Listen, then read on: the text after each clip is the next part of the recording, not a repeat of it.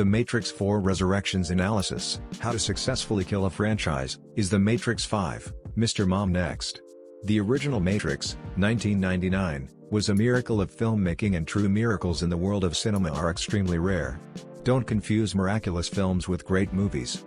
Miraculous films bring with them immense deal of shock and awe, plus they totally change the trajectory of the art and business of filmmaking. There is a simple rule about such rare films: their lucky directors can normally pull them off only once in their lifetimes. Citizen Kane moment. The Wachowskis are among a handful of such creators/directors in this super elite club. However, it has become painfully obvious through many failed subsequent attempts that their one-time Orson Welles Citizen Kane moment is long gone. I didn't see the original Matrix when it came out in '99. I was a total film snub back then and was only watching indies, foreign, classics and movies from the great directors. So, a big budget, comic book style production, wasn't on my radar then. I have since become a fan and have made references to The Matrix in my writings. The Matrix launched the Ascension movement. There is no doubt that The Matrix launched the current ascension in 5D movement in yoga and spirituality. It brought the mystical concept of the world as an illusion front and center in the most vivid and powerful fashion. Of course, the simulation principle was not a surprise to us modern mystics. It's one of the key principles in the self-realization and self-liberation process. Possibly the most dissected film. The original version and by association the whole Matrix trilogy have been discussed and dissected continuously since inception. Only Kubrick's The Shining and 2001, A Space Odyssey have experienced similar levels of consistent analyses. Note: this review contains spoilers. What the fans say? The original Matrix may be a triumph of filmmaking, but the feedback from the fans on the new sequel is not positive. They say, why even try for a remake? Why pour jello all over that brilliant diamond that is the original trilogy? What would number 4 accomplish, except to destroy the Matrix's legacy and alienate the fans? Why all the hate? The Matrix Resurrections is getting hammered by negative fan reviews. The fandom is extremely disappointed that Lana Wachowski wasn't able to accomplish the impossible task of repeating the magic of the original. They watched this movie hoping to be blown away, again, with next-level effects, new philosophical concepts, new ways of hand-to-hand combat, amazing new characters and perhaps even cooler wardrobes, shades and hairstyles.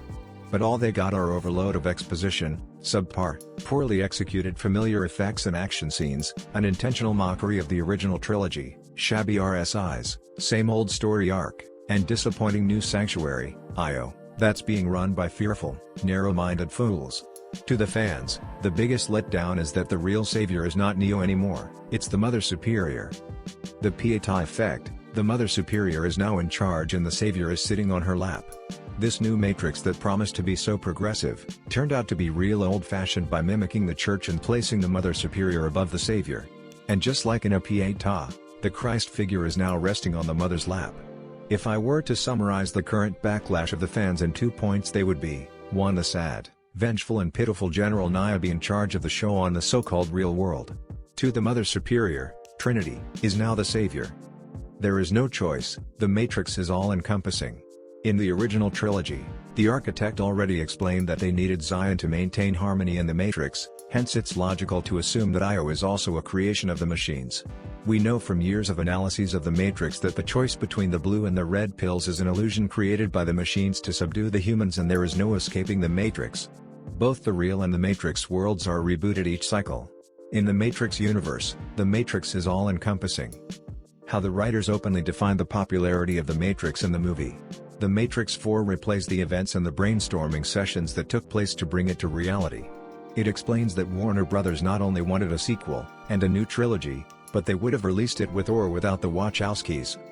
They explain that the old Matrix was about the following: original and fresh ideas, switching on people's synaptic light, bringing about the what the hell is going on moment, guns, lots of guns, mayhem, mind porn, philosophy wrapped in a shiny and tight PVC pipe, trans politics, crypto-fascism, a metaphor for capitalist exploitation, freeing your mind, bullet time.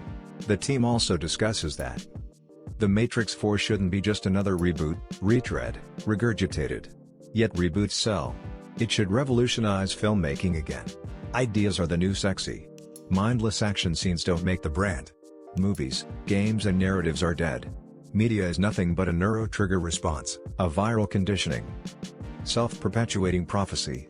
It's obvious that they knew precisely what made the original work, yet they intentionally decided to create the reboot about esoteric and religious concepts, such as the perils of personal and spiritual growth, layers of illusion and mind manipulation, twin flames, and the Mother Superior is now in charge. There is a line in the movie that says, "Not all wish to be free." In fact, I'd argue that almost all wished to be enslaved, explaining the planet-wide the savior agenda that plagues every single culture in our world. This long-established global programming dictates to the people that they shouldn't try to grow or elevate spiritually, the savior will do all the work for them. 98% of the population have bought into this programming. Gorgeous dialogue on existentialism. I discuss the savior programming in my writings. In fact, almost all the dialogue on existentialism in The Matrix 4 is already reflected rather verbatim in my books and editorials. Here's a list of powerful lines on self-empowerment and personal growth from The Matrix 4. Feelings are so much easier to control than facts. The worse they treat us, the more they manipulate us, the more energy we produce. Meaning more feed for the controllers. If we don't know what's real, then we can't resist the simulation. Matrix weaponizes every dream and turns it against us. Your own brain tortures you, maximizing output for the machines to feast on. Definition of our reality: fear and desire. Yearning for what you don't have, dreading losing what you do. It is so much simpler to bury reality than it is to dispose of dreams.